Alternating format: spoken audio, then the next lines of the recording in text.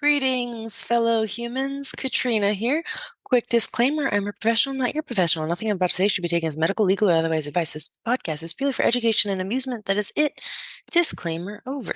So I thought I'd talk a bit about what I don't know about the DSM some more, and that's the Diagnostic and Statistical Manual of Mental Disorders, the DSM-5 TR to be specific. So with each DSM update, they do change a few things. When I was in school, I learned from the DSM-4 TR, and that one had a little bit different information on like the clusters and the axes and stuff like that. And so in the DSM-5, there was big changes, and then in the text revision, there's a few more. And so there was some regrouping of disorders. There was some combining of developmental and lifespan considerations. And then there was also some harmonization with the ICD-11, which the ICD-10 is what I'm a little bit more familiar with. And what that is a big giant book of medical diagnoses. So it's basically similar to the mental disorder book, but inclusive of the wide range of diagnoses that exist thus far. So I will read from starting on page 11 of the DSM-5 TR, and it's just 2 pages. Yeah, so it'll be short. So the DSM, right, so it's changes in the DSM-5 organizational structure. DSM is a medical classification of disorders, and as such, serves as a historically determined cognitive schema imposed on clinical and scientific information to increase its comprehensibility and utility. The classification of disorders, the way in which disorders are grouped, provides a high-level organization for the manual. So like I mentioned before, there was a bit of regrouping of the disorders in the DSM-5. Members of the DSM-5 Diagnostic Spectra study group examined whether scientific validators could inform possible new groupings of related disorders within the existing categorical framework. 11 such indicators were recommended by the study group for this purpose, i.e., their ability to meaningfully separate groups of psychiatric illnesses from each other. Neural substrates, family traits, genetic risk factors, specific environmental risk factors, biomarkers, temperamental, I don't know this word, but I'm going to try my best, temperamental antecedents, antecedents. And it goes on to say abnormalities of emotional or cognitive processing, symptom similarity, course illness, high comorbidity, and shared treatment response. So we're going to pause there for just a moment before we discuss these indicators. I'm going to do what I don't usually do, and I'm going to Google during the podcast. So antecedent definition is a thing or event that existed before or logically precedes another. That's as a noun, and as an adjective, it's preceding in time or order, previous or pre-existing. So to go back to what it said, temperamental antecedents. I don't know the inflection on that particular word. Anyway, that's what it means, a thing or event that existed before. So these indicators served the study group as empirical guidelines to inform decision-making by the work groups and the task force about how to cluster disorders to maximize their validity and clinical utility, i.e., the more likely that disorders shared these validators, the more likely they would be in the same diagnostic grouping. A series of papers was developed and published in a prominent international journal, which was the Psychological Medicine Volume 39, 2009, as part of both the DSM-5 and ICD-11 developmental process to document that such validators were most useful for suggesting large groupings of disorders, as well as for validating proposed changes to diagnostic criteria. As the APA and WHO, began to plan their respective revisions of DSM and the International Classification of Diseases, that's what ICD stands for. So ICD is International Classification of Diseases. I've used the ICD-10 codes a million times and did not realize that that's what that stands for. I'm sure I learned it at one point in school, but that was about a decade ago. So it's good to refresh. Both considered the possibility of improving clinical utility. For example, by helping to explain apparent comorbidity and facilitating scientific investigation by rethinking the organizational structures of both publications. It was critical to both the DSM Task Force and the WHO International Advisory Group on the revision of the ICD-10 section on mental and behavioral disorders that the revisions to organization enhance clinical utility and remain within the bounds of well-replicated scientific information. In that spirit, revision of the organizational structure was approached as conservative, evolutionary diagnostic reform that would be guided by emerging scientific evidence on the relationships between disorder groups. By reordering and regrouping the existing disorders, the revised structure is meant to stimulate new clinical perspectives and to encourage researchers to identify the psychological and physiological cross-cutting factors that are not bound by strict categorical designations. Side note on the categories in this book, they are color-coded. It is amazing. So if I look at a side panel that's solid, it's going to give me like neurodevelopmental disorders or somatic symptom-related disorders. So a solid line is going to get me, let's see, sexual dysfunctions. And one more time, another solid line. That one didn't open. Oh, there it goes. Personality disorders. So you'll see those are big classifications within the DSM-5 that really stand out just based on the color coding. You can open it up and find, once again, I found the somatic symptom and related disorders by looking at the orange tab. That was pretty easy. And then within those subsets, there are purple diagnostic criteria and different colors, not just purple. But I'm looking specifically under the sexual dysfunctions, and it has purple. And then gender dysphoria is like a nice green. And back to what I was saying, because that's a huge tangent. The color coding just is amazing. The nerd in me loves it. So early in the course of the revisions, it became apparent that shared organizational structure would help harmonize classifications. To the surprise of participants in both revision processes, large sections of the content fell relatively easily into place, reflecting real strengths in some areas of the scientific literature, such as epidemiology, analysis of comorbidity, twin studies, and certain other genetically informed designs. When disparities emerged, they almost always reflected the need to make a judgment about where to place a disorder in the face of incomplete or, more often, conflicting data. Thus, for example, on the basis of patterns of symptoms, comorbidity, and shared risk factors, ADHD was placed within the DSM-5 chapter on neurodevelopmental disorders, although the same data also supported strong arguments to place ADHD within the chapter Disruptive Impulse Control and Conduct Disorders. These issues were settled with the preponderance of evidence supporting the placement in neurodevelopmental disorders chapter in DSM-5. And I think if I remember correctly, that was the blue one. Yes. And then there's back to what I was saying. My brain is all over the place today. So the organization of chapters in the DSM-5 after the neurodevelopmental disorders is based on groups of internalizing disorders, i.e., disorders with prominent anxiety, depressive, and somatic symptoms.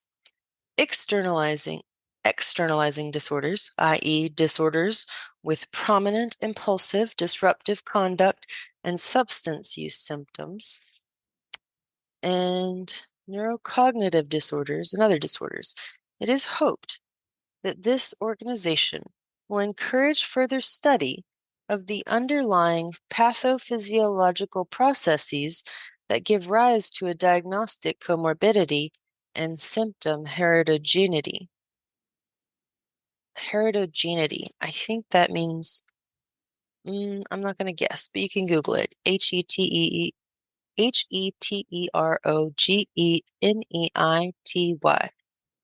Heterogeneity.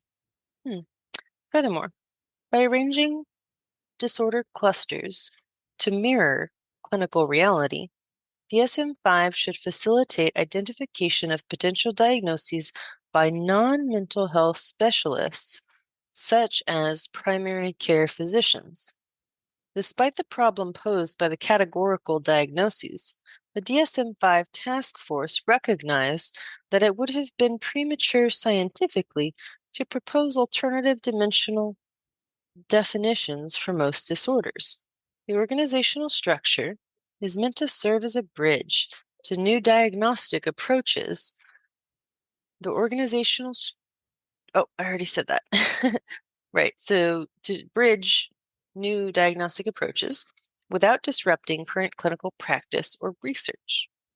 It is anticipated that the more dimensional DSM-5 approach and organizational structure will facilitate research across current diagnostic categories by encouraging broad investigations within proposed chapters and across adjunct chapters. Such research should also keep DSM-5 central to the development of dimensional approaches to diagnose what will likely supplement or supersede current categorical approaches in coming years. So that's one of the things I really like about the DSM, is that it's an ever-evolving and changing document. And so one day there will be a DSM-6.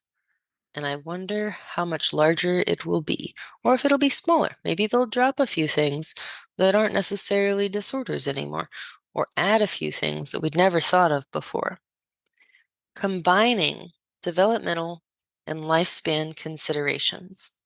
To improve clinical utility, DSM-5 is organized along developmental life and lifespan trajectories. It begins with diagnoses thought to reflect developmental processes that manifest early in life. For example, neurodevelopmental disorders and schizophrenia spectrum and other psychotic disorders, followed by diagnoses that more commonly manifest in adolescence and young adulthood. For example, bipolar and related disorders, depressive disorders, anxiety disorders, and ends with diagnoses relevant to adulthood and later life. That's where we get into neurocognitive disorders. A similar approach has been taken where possible within each chapter.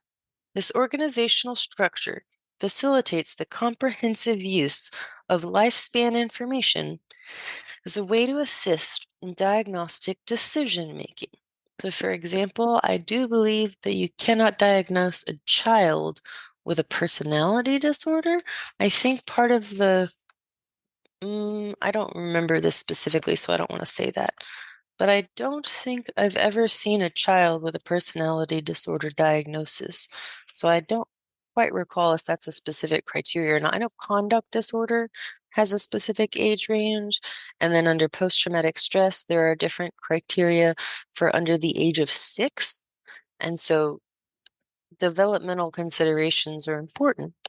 Harmonization with the ICD-11, which, as a reminder, that is the Internal Classification of Diseases 11.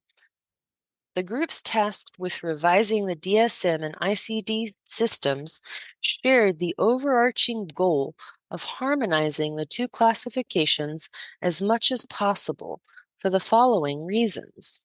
Number one, the existence of two major classifications of mental disorders hinders the collection and use of national health statistics, the design of clinical trials aimed at developing new treatments, and the consideration of global applicability of the results by international regulatory agencies.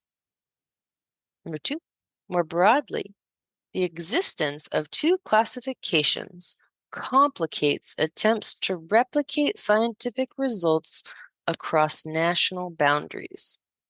And finally, even when the intention was to identify identical patient populations, DSM-4 and ICD-10 diagnoses did not always agree. As discussed earlier in this introduction, side note, the ICD-10, I want to say they had an NOS specifier that I don't think that the DSM has. NOS stands for not otherwise specified. And a lot of the diagnoses, even like post-traumatic stress, has an unspecified version. And so there's different things that go into that, but I just thought that was interesting. So, as discussed earlier in this introduction, the effort to harmonize the ICD-11 was confined to the largely successful harmonization of the organizational structure. Because of differences in timing, complete harmonization of the DSM-5 diagnostic criteria with the ICD-11 disorder definition was not possible. That's unfortunate, because the DSM-5 developmental effort was several years ahead of the ICD-11 revision process. Consequently, the DSM-5 diagnostic criteria were finalized just as the ICD-11 working groups were beginning to develop the ICD-11 clinical descriptions and diagnostic guidelines. So whenever you have different people writing the same thing, it's going to come out a little differently. It goes on to say some improvement in harmonization at the disordered level was still achieved. Many ICD-11 working group members had participated in the development of the DSM-5 diagnostic criteria, and the ICD-11 working groups were instructed to review the DSM-5 criteria sets and strive to make ICD-11 diagnostic guidelines as similar to DSM-5 as possible, unless there was a considered reason for them to differ. A review comparing DSM-5 and ICD-11 differences with the DSM-4 ICD-10 differences found that the ICD and DSM are now closer than any time since DSM-2 and ICD-8, and that current differences are based largely on differing priorities and uses of the diagnostic systems and on differing interpretations of the evidence. Although ICD-11 was officially endorsed by WHO member nations during the 72nd World Health Assembly in May 2019, and officially came into effect on January 1st, 2022, each country chooses when to adopt ICD-11. There is currently no proposed timeline for implementation of ICD-11 in the United States. Consequently, for the foreseeable future, the official coding system in the United States continues to be the International Classification of Diseases, 10th Revision, Clinical Modification. That's the ICD-10-CM. And that is what I am most familiar with, because that is what I have used in conjunction, obviously, with the DSM-5. The ICD-10-CM has been used throughout my decade career in various ways, sometimes as a nice read, sometimes as a diagnostic, like a differential diagnosis, that kind of thing. So that is what I have from page 11 to page 13 of the Diagnostic and Statistical Manual of Mental Disorders, 5th edition, text revision. I do hope you enjoyed today's episode, and if you'd like to support the show, click the button on the website, and remember, I appreciate each and every one of you simply for existing.